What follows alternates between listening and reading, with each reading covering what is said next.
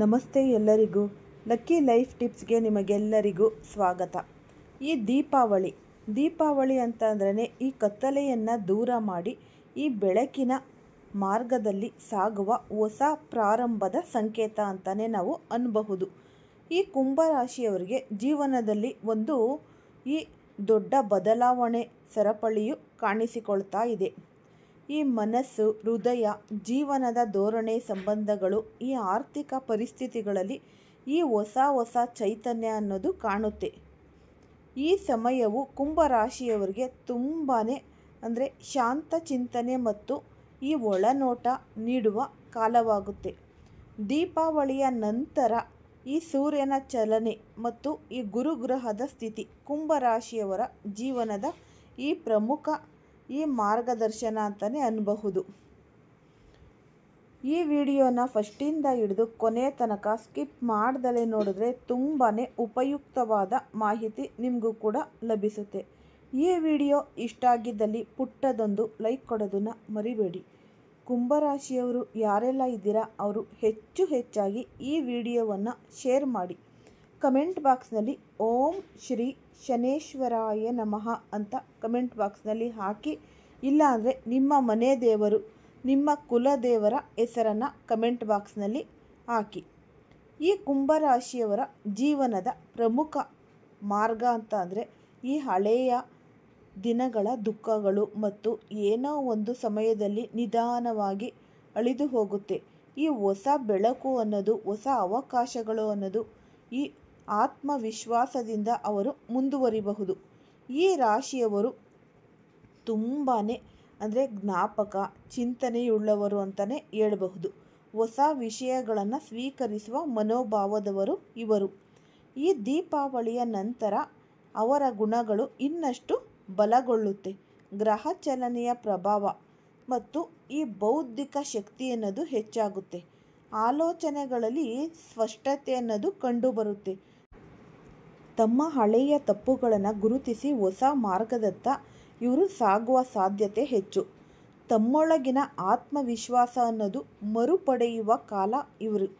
ಕೆಲವರು ತಮ್ಮ ವೃತ್ತಿ ಜೀವನದಲ್ಲಿ ಹೊಸ ಯೋಜನೆಗಳನ್ನು ಪ್ರಾರಂಭಿಸ್ತಾರೆ. ಈ ಮನಸ್ಸು ಮಾಡ್ತಾರೆ. ದೊಡ್ಡ ಈ ಯೋಜನೆಗಳು ಅನ್ನೋದು ಇವ್ರ ಮನಸ್ಸಿನಲ್ಲಿ ತುಂಬ ದಿನದಿಂದ ಮಾಡಬೇಕು ಅನ್ನೋದು ಇದ್ದೇ ಇರುತ್ತೆ. ಇದನ್ನು ಇವರು ಮಾಡಲಿಕ್ಕೆ ತುಂಬಾ ಮುತುವರ್ಜಿ ಅನ್ನೋದು ವಹಿಸ್ತಾರೆ. ಕೆಲವರು ಕುಟುಂಬದ ವಿಷಯಗಳಲ್ಲಿ ಈ ಪರಿಹಾರ ಹುಡುಕಬಹುದು. ಕೆಲವರು ಆಧ್ಯಾತ್ಮಿಕತೆಯತ್ತ ಹೆಜ್ಜೆಯನ್ನು ಇಡ್ತಾರೆ. ಎಲ್ಲ ಚಟುವಟಿಕೆಗಳ ಹಿಂದೆ ಒಂದು ಶಕ್ತಿ ಅನ್ನೋದು ಇದೆ. ದೀಪಾವಳಿ ಅಮಾವಾಸ್ಯೆಯ ಬಳಿಕ ಬರುವ ಈ ನವಚಂದ್ರ ಶಕ್ತಿಯ ಪ್ರೇರಣೆ. ಆರ್ಥಿಕ ದೃಷ್ಟಿಯಿಂದ ಕುಂಭರಾಶಿಯವರಿಗೆ ಈ ಸಮಯ ನಿಧಾನವಾದರೂ ಪ್ರಗತಿಪರವಾದ ಈ ಕಾಲ. ಮೊದಲು ಅಸಾಧ್ಯವೆನಿಸಿದ ಯೋಜನೆಗಳು ಈ ಕಾಲದಲ್ಲಿ ನೆರವೇರಬಹುದು. ಹಣಕಾಸಿನ ವ್ಯವಹಾರಗಳಲ್ಲಿ ಎಚ್ಚರಿಕೆ ಅನ್ನೋದು ಅಗತ್ಯವಾದರೂ ಹೊಸ ಆದಾಯದ ಮಾರ್ಗಗಳು ಇವ್ರಿಗೆ ತೆರೆದುಕೊಳ್ಳುವ ಸಾಧ್ಯತೆಗಳು ಕಂಡುಬರುತ್ತೆ. ಖರ್ಚುಗಳಿಗಿಂತ ಆದಾಯ ನಿಧಾನವಾಗಿ ಹೆಚ್ಚಾಗುತ್ತೆ. ಕೆಲವೊಂದು ಹೂಡಿಕೆಗಳು ಅನ್ನೋದು ಲಾಭ ನೀಡುವ ಸೂಚನೆ ಇದೆ. ಆರೋಗ್ಯದ ವಿಷಯದಲ್ಲಿ ದೇಹ ಮತ್ತು ಮನಸ್ಸಿನ ಸಮತೋಲನವನ್ನು ಇವರು ನೋಡ್ಕೋಬೇಕು. ಅತ್ಯಂತ ಮುಖ್ಯ ಈ ಸಮಯದಲ್ಲಿ ಈ ರಾಶಿಯವರಿಗೆ ಮಾನಸಿಕ ಒತ್ತಡ ಕಡಿಮೆಯಾಗುತ್ತೆ. ನಿದ್ರೆಯ ಕೊರತೆ ಅಥವಾ ಅತಿಯಾದ ಚಿಂತನೆಗಳಿಂದ ಶಕ್ತಿನಾಶ ಉಂಟಾಗುತ್ತೆ.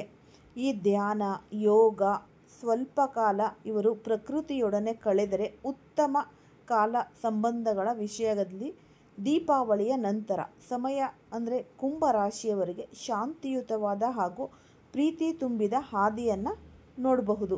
ಈ ಹಳೆಯ ಈ ದುರ ಸಂಬಂಧಗಳು ದೂರವಾಗುತ್ತೆ. ಹೊಸ ವಿಶ್ವಾಸ ಅನ್ನೋದು ತುಂಬಿದ ಸಂಬಂಧಗಳು ಅನ್ನೋದು ನಿಮಗೆ ಬೆಳೆಯುತ್ತೆ.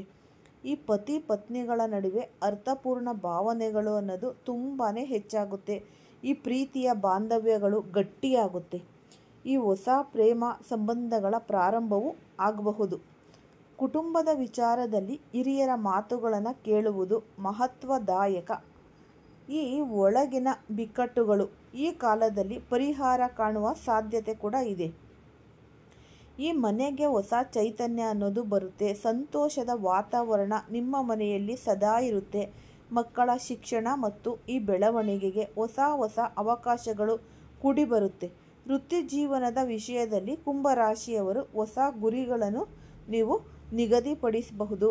ಕೆಲಸದಲ್ಲಿ ಜವಾಬ್ದಾರಿ ಹೆಚ್ಚಾದರೂ ಕೂಡ ಅವರ ಬೆಳವಣಿಗೆಗೆ ಮಾರ್ಗವಾಗುತ್ತೆ. ಸಹೋದ್ಯೋಗಿಗಳ ಸಹಕಾರದಿಂದ ಕೆಲಸ ಇವ್ರಿಗೆ ಸಲೀಸಾಗಿ ಸುಗಮವಾಗುತ್ತೆ. ಹೊಸ ಏನೋ ಒಂದು ಉದ್ಯೋಗನೇ ಆಗಿರ್ಬೋದು, ಈ ಮಕ್ಕಳಿಗೆ ಪ್ರಾಜೆಕ್ಟ್ ಆಗಿರ್ಬೋದು, ಅದರಲ್ಲಿ ನಿಮಗೆ ಹೊಸ ಬದಲಾವಣೆಗಳು ಕಂಡುಕೊಳ್ಳಬಹುದು.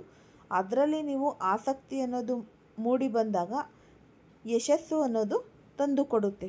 ಸಮಯದಲ್ಲಿ ಆ ಸಮಯದಲ್ಲಿ ಆತುರದಿಂದ ನಿರ್ಧಾರ ಮಾಡದೆ ಪರಿಶೀಲನೆ ಅನ್ನೋದು ನೀವು ಮಾಡಬೇಕು. ಬಳಿಕ ನೀವು ಹೆಜ್ಜೆ ಇಡುವುದು ಉತ್ತಮ. ಶಿಕ್ಷಣದಲ್ಲಿರುವ ವಿದ್ಯಾರ್ಥಿಗಳಿಗೆ ಈ ಸಮಯ ಸ್ಫೂರ್ತಿದಾಯಕ. ಹೊಸ ವಿಷಯಗಳಲ್ಲಿ ಆಸಕ್ತಿ ಅನ್ನೋದು ಹೆಚ್ಚಾಗುತ್ತೆ. ಈ ಓದು ಮತ್ತು ಗಮನ ಎರಡೂ ಸುಧಾರಿಸುತ್ತೆ. ಪರೀಕ್ಷೆಗಳಿಗೆ ತುಂಬಾ ಸಿದ್ಧತೆ ಮಾಡ್ಕೋಬೇಕು. ಶ್ರದ್ಧೆಯಿಂದ ಮಾಡಿದ ಪ್ರಯತ್ನ ನಿಮಗೆ ಫಲ ಅನ್ನೋದು ನೀಡುತ್ತೆ. ಈ ಪ್ರಯಾಣದ ವಿಷಯದಲ್ಲಿ ಕುಂಭರಾಶಿಯವರಿಗೆ ದೀಪಾವಳಿ ನಂತರದ ದಿನಗಳು ಉತ್ತಮ ಕಾಲ. ಹೊಸ ಸ್ಥಳಗಳಿಗೆ ನೀವು ಭೇಟಿ ನೀಡುವ ಅವಕಾಶ ಸಿಗುತ್ತೆ. ಧಾರ್ಮಿಕ ಅಥವಾ ಆಧ್ಯಾತ್ಮಿಕ ಯಾತ್ರೆಗಳು ನೀವು ಸಂಭವಿಸಬಹುದು. ನಿಮಗೆ ಇವು ಅವರ ಮನಸ್ಸಿಗೆ ಶಾಂತಿ ಅನ್ನೋದು ತರುತ್ತವೆ. ಆಧ್ಯಾತ್ಮಿಕ ದೃಷ್ಟಿಯಿಂದ ಕುಂಭರಾಶಿಯವರಿಗೆ ಈ ಸಮಯ ವಿಶಿಷ್ಟ.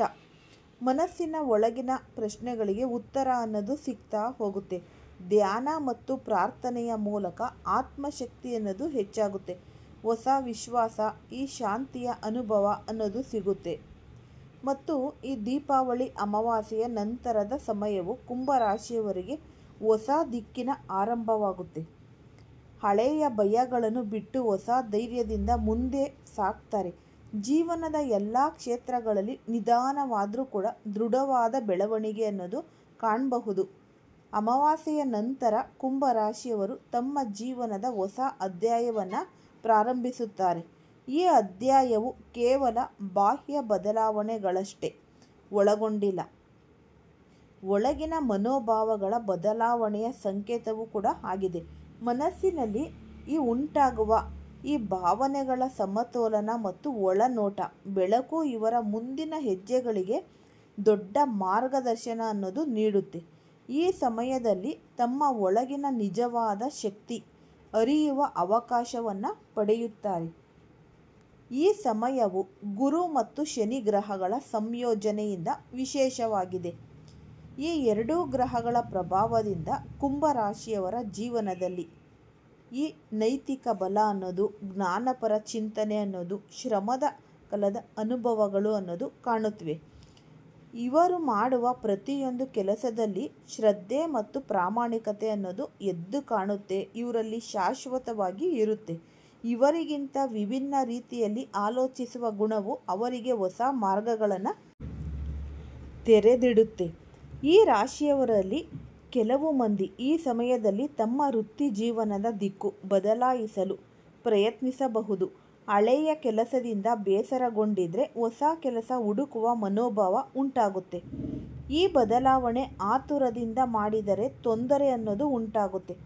ಆದ್ದರಿಂದ ನೀವೇನು ಮಾಡಬೇಕಪ್ಪ ಅಂತಂದರೆ ಶಾಂತವಾಗಿ ಯುಕ್ತಿಯಿಂದ ಮತ್ತು ಅನುಭವಿಕೆಗಳ ಸಲಹೆ ಪಡೆದು ಮುಂದೆ ಅನ್ನೋದು ಹೋಗಬೇಕು. ಇದರಿಂದ ನಿಮಗೆ ಉತ್ತಮ ಫಲಗಳು ಸಿಗುತ್ತೆ. ವ್ಯಾಪಾರದಲ್ಲಿ ತೊಡಗಿರುವ ಈ ಕುಂಭರಾಶಿಯವರು ಹೊಸ ಗ್ರಾಹಕರನ್ನು ಆಕರ್ಷಿಸುವಲ್ಲಿ ಯಶಸ್ವಿ ಅನ್ನೋದು ಕಾಣ್ತೀರ. ಹಳೆಯ ಸಾಲದ ಒತ್ತಡಗಳು ನಿಧಾನವಾಗಿ ಕಡಿಮೆಯಾಗುತ್ತೆ. ಈ ಹೊಸ ವ್ಯವಹಾರಗಳು ಅನ್ನೋದು ಈ ಲಾಭ ನೀಡುವ ಸಾಧ್ಯತೆ ತುಂಬಾ ಇದೆ. ಹಣಕಾಸು ಯೋಜನೆಗಳನ್ನು ತಂತ್ರಬದ್ಧವಾಗಿ ಮಾಡಿದರೆ ಮುಂದಿನ ತಿಂಗಳುಗಳಲ್ಲಿ ಉತ್ತಮ ಫಲ ಅನ್ನೋದು ದೊರೆಯುತ್ತೆ. ಈ ಸಮಯದಲ್ಲಿ ಆರ್ಥಿಕ ವಿಷಯಗಳಲ್ಲಿ ಅಲಕ್ಷ್ಯ ಮಾಡಿದರೆ ಹಾನಿ ಅನ್ನೋದು ಸಂಭವಿಸಬಹುದು. ಈ ಕುಟುಂಬ ಸದಸ್ಯರ ಹಣಕಾಸು ಸಲಹೆಗಳ ಗಮನದಿಂದ ನೀವು ಹಣಕಾಸು ಹೆಚ್ಚಾಗಿ ಖರ್ಚು ಮಾಡ್ತೀರಾ. ಹಾಗಾಗಿ ತಾತ್ಕಾಲಿಕ ಆನಂದಕ್ಕಾಗಿ ಹಣ ವ್ಯಯಿಸುವ ಅಭ್ಯಾಸ ನೀವು ನಿಯಂತ್ರಿಸಬೇಕು. ಉಳಿವು ಮತ್ತು ಹೂಡಿಕೆ ಎರಡರಲ್ಲೂ ಕೂಡ ಸಮತೋಲನ ಅನ್ನೋದು ಕಾಯ್ದುಕೊಂಡ್ರೆ ಈ ಕಾಲದಲ್ಲಿ ಸ್ಥಿರತೆ ಅನ್ನೋದು ಸಾಧ್ಯ. ಸಹಜವಾಗಿ ಮಾನವೀಯ ಮನೋಭಾವದವರು ಅವರು ಇತರರ ನೋವನ್ನು ತಮ್ಮದಾಗಿಸಿಕೊಂಡು ಸಹಾಯ ಮಾಡಲು ಯಾವಾಗಲೂ ತುದಿಗಾಲಲ್ಲಿ ನಿಂತಿರ್ತಾರೆ, ಇಷ್ಟಪಡ್ತಾರೆ. ಅದರಲ್ಲೂ ಕೂಡ ಈ ಸಮಯದಲ್ಲಿ ದಯೆ ಮತ್ತು ಸಹಾನುಭೂತಿಗಳ ಗುಣಗಳು ಮತ್ತಷ್ಟು ಹೆಚ್ಚಾಗುತ್ತೆ. ಕೆಲವು ಸಂದರ್ಭಗಳಲ್ಲಿ ಇದರಿಂದ ಅವರಿಗೆ ಭಾವನಾತ್ಮಕ ಶಾಂತಿ ಅನ್ನೋದು ಉಂಟಾಗುತ್ತೆ. ತಮ್ಮ ಆತ್ಮಶಾಂತಿಯನ್ನು ಕಾಯ್ದುಕೊಳ್ಳುವುದು ಅತಿ ಮುಖ್ಯ. ಆರೋಗ್ಯದ ವಿಷಯದಲ್ಲಿ ಒಂದು ಸ್ಪಷ್ಟ ಎಚ್ಚರಿಕೆ ಅನ್ನೋದು ಇದೆ. ಮಾನಸಿಕ ಚಿಂತೆಯು ದೇಹದ ಮೇಲೆ ಪ್ರಭಾವ ಬೀರುವ ಸಾಧ್ಯತೆ ಇದೆ. ಆಹಾರ ಕ್ರಮದಲ್ಲಿ ಅಸಮತೋಲನ ಉಂಟಾದರೆ ಶಕ್ತಿಯ ಈ ಕುಂದನೆ ಅನ್ನೋದು ನೀವು ಕಾಣಬಹುದು. ನಿಯಮಿತ ಆಹಾರ, ನಿದ್ರೆ ಮತ್ತು ಈ ವ್ಯಾಯಾಮದ ರೂಢಿಯನ್ನು ನೀವು ಸ್ಥಾಪಿಸುವುದು ಅಗತ್ಯ. ಅಂದರೆ ಆದಷ್ಟು ನೀವು ಒಳ್ಳೆಯ ಆಹಾರಗಳನ್ನೇ ಸೇವಿಸಬೇಕಾಗುತ್ತೆ. ಹೆಚ್ಚು ನೀರನ್ನು ನೀವು ಕುಡಿಬೇಕು. ಹಣ್ಣು ತರಕಾರಿ ಹೆಚ್ಚಾಗಿ ಸೇವಿಸುವುದು ಆರೋಗ್ಯಕ್ಕೆ ತುಂಬಾ ಲಾಭ ಅನ್ನೋದು ತಂದುಕೊಡುತ್ತೆ. ಜೀವನದಲ್ಲಿ ಶಾಂತಿ ಮತ್ತು ಪರಸ್ಪರ ಅರ್ಥೈಸಿಕೊಳ್ಳುವಿಕೆ ಅನ್ನೋದು ಈ ಅಮಾವಾಸ್ಯೆಯ ನಂತರ ಕೆಲವು ದಿನಗಳಲ್ಲಿ ಸಣ್ಣ ಸಣ್ಣ ಈ ವಾಗ್ವಾದಗಳು ಅನ್ನೋದು ಉಂಟಾಗುತ್ತೆ. ಅವು ನಿಧಾನವಾಗಿ ಪರಿಹಾರ ಅನ್ನೋದು ಹೊಂದುತ್ತವೆ. ಈ ಪತಿ ಪತ್ನಿಗಳ ನಡುವೆ ನಿಷ್ಠೆ ಮತ್ತು ಪ್ರೀತಿಯ ಬಂಧ ಹೆಚ್ಚಾಗಿ ಬಲವಾಗುತ್ತೆ. ಮಕ್ಕಳೊಂದಿಗೆ ಕಳೆದ ಸಮಯವು ಸಂತೋಷ ತರಬಹುದು. ಈ ಹಿರಿಯರ ಆಶೀರ್ವಾದದಿಂದ ಮನೆಗೆ ಸಕಾರಾತ್ಮಕ ಶಕ್ತಿ ಅನ್ನೋದು ಹರಡುತ್ತೆ. ಈ ಸ್ನೇಹ ಸಂಬಂಧಗಳಲ್ಲಿ ಸಹ ತುಂಬ ಪ್ರಾಮಾಣಿಕರು ಇವರು. ಹಳೆಯ ಸ್ನೇಹಿತರನ್ನು ಮತ್ತೆ ಸಂಪರ್ಕಿಸಲು ಪ್ರಯತ್ನಿಸಬಹುದು. ಕೆಲವರು ಹೊಸ ಸ್ನೇಹಗಳನ್ನು ಮಾಡಬಹುದು. ಆದರೆ ಈ ಸಮಯದಲ್ಲಿ ಯಾರು ನಿಜವಾದ ಸ್ನೇಹಿತರು ಎಂಬುದನ್ನು ನಿಮಗೆ ತಿಳಿಯಲು ತುಂಬಾ ಸಾಧ್ಯವಾಗುತ್ತೆ. ಮತ್ತು ಆದಷ್ಟು ನೀವು ಈ ನಿಷ್ಠಾವಂತರ ಸ್ನೇಹಗಳು ನೀವು ನೋಡಿ ಮಾಡ್ಕೋಬೇಕು. ಇದರಿಂದ ಗಟ್ಟಿಯಾಗಬಹುದು. ಆಧ್ಯಾತ್ಮಿಕತೆ ಅನ್ನೋದು ಜೀವನದಲ್ಲಿ ಪ್ರಮುಖ ಪಾತ್ರ ವಹಿಸುತ್ತೆ. ಈ ಕುಂಭ ರಾಶಿಯವರ ಜೀವನ ಹೊಸ ಬೆಳಕಿನಲ್ಲಿ ಪ್ರಾರಂಭವಾಗುತ್ತೆ. ಹಳೆಯ ಭಯ, ಶಂಕೆ, ದುಃಖಗಳು ದೂರವಾಗುತ್ತೆ. ಈ ವಿಡಿಯೋ ಇಷ್ಟ ಆಗಿದ್ದಲ್ಲಿ ಲೈಕ್ ಮಾಡಿ ಮತ್ತು ಶೇರ್ ಮಾಡಿ. ಯಾರು ಹೊಸದಾಗಿ ನೋಡ್ತಾ ಇದ್ದೀರಾ ಅವರು ಕೂಡ ಈ ಚಾನಲ್ಗೆ ಸಬ್ಸ್ಕ್ರೈಬ್ ಮಾಡಿಕೊಳ್ಳಿ.